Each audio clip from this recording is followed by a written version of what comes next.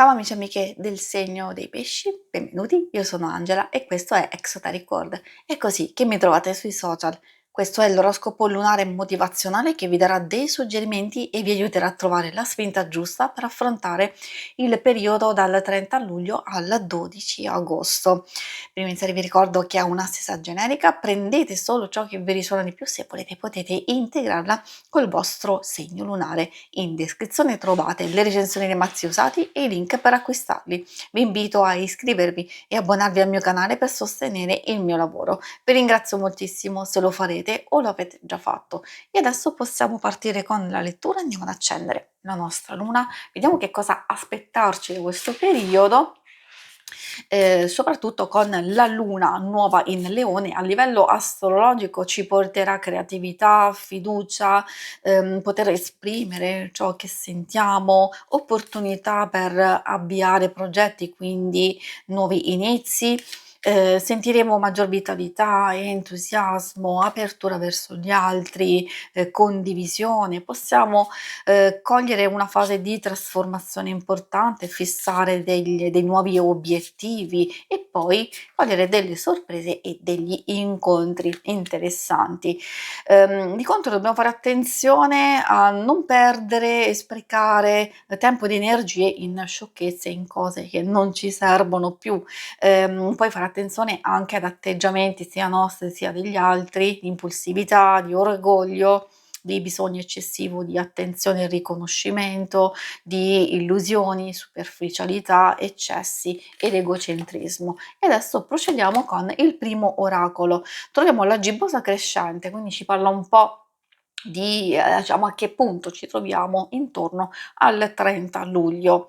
Questa carta indica una fase di preparazione, dove possiamo cogliere delle energie di crescita, dove dobbiamo sapere che i nostri sforzi verranno premiati e ricompensati. Ci possono essere situazioni positive, successo, un colpo di fortuna e dobbiamo fare attenzione a gestire le nostre spese e le nostre energie, ma questo l'abbiamo visto sin dall'inizio, perché coincide proprio con l'aspetto legato alla luna nuova in Leone.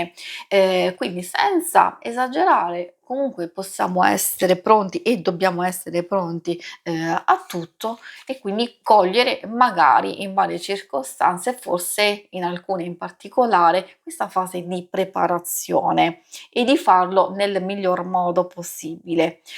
Fiore di luna ci parla di crescita e quindi anche in questo caso troviamo quel messaggio di periodo di preparazione, ma non solo, qui ci parla proprio nello specifico di periodo di fioritura, soprattutto a livello personale.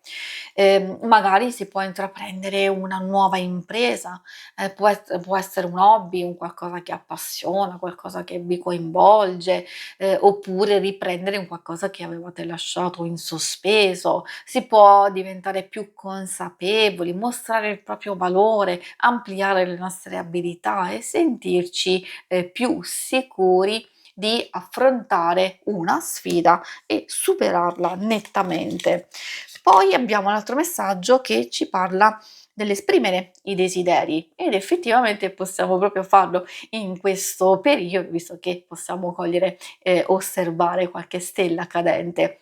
E in più, diciamo, questa carta, oltre all'esprimere desideri, ci parla del ovviamente di credere nel potere dei sogni, perché non basta solo esprimere, ma dobbiamo attrarre positività o comunque dobbiamo permettere che queste cose vengano realizzate e dobbiamo pensare in termini di possibilità anziché di limitazione. E cioè, ad esempio, se noi ci diciamo: "Ma questo non si realizzerà mai, non questo non ce la posso fare, non ci riesco", allora queste sono limitazioni e sono autolimitazioni e blocchi che non ci aiutano assolutamente. Poi è vero che dobbiamo esprimere dei desideri e delle cose che possono essere concrete, che si possono realizzare, quindi di fare attenzione alle illusioni, alle cose che possono essere veramente difficili da realizzarsi. E adesso procediamo con l'oracolo dello sciamano. Vediamo quali altri messaggi troviamo per voi. Il viaggio, ci parla di uscire dai confini conosciuti della vita, quindi dalla nostra zona di comfort. Compiere un viaggio nell'ignoto, vuol dire sì tracciare la rotta, però potrebbe essere un momento propizio per seguire automaticamente la direzione giusta, però l'importante è partire senza per forza sapere dove dobbiamo andare. È ovvio che in grandi linee, magari se abbiamo un obiettivo, un'aspirazione, qualcosa che vogliamo realizzare, sì, effettivamente dobbiamo sapere anche dove stiamo andando.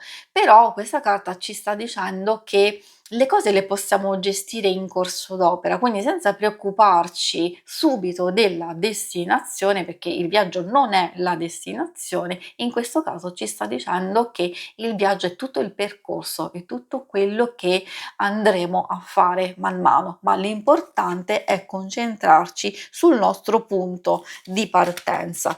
Di qualsiasi viaggio sia, magari molti di voi, sì, è vero, faranno effettivamente un viaggio, una vacanza, magari altri sono altri tipi di viaggi, all'interno di se stessi, quindi un viaggio interiore, per altri magari può riguardare un progetto, un proposito da realizzare, eccetera.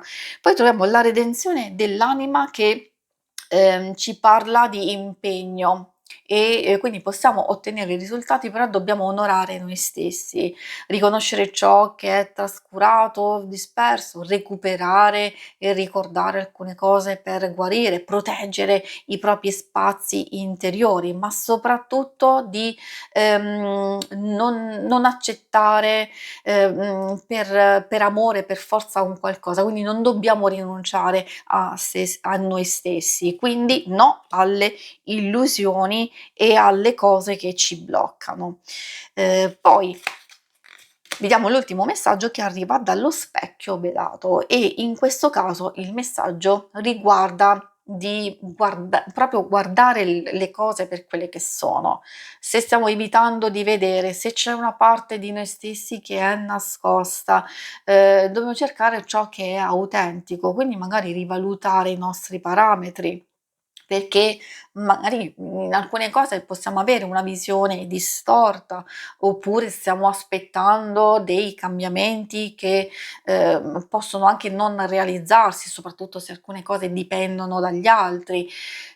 Ecco, dipende da che cosa vogliamo realizzare. Quindi in qualsiasi circostanza questa carta ci sta dicendo che la rivelazione è vicina, possiamo cogliere dei messaggi e delle intuizioni, però dobbiamo trasformare in qualcosa, di nuovo quello che abbiamo già a disposizione, con azione, consapevolezza e soprattutto con la nostra bellezza interiore. Si conclude qui la lettura, vi ringrazio per avermi seguita. Se volete in alto a destra trovate il logo per iscrivervi al canale, mentre in basso trovate le schermate per vedere il vostro oroscopo mensile e quello settimanale. Alla prossima, vi auguro una buona luna. Ciao!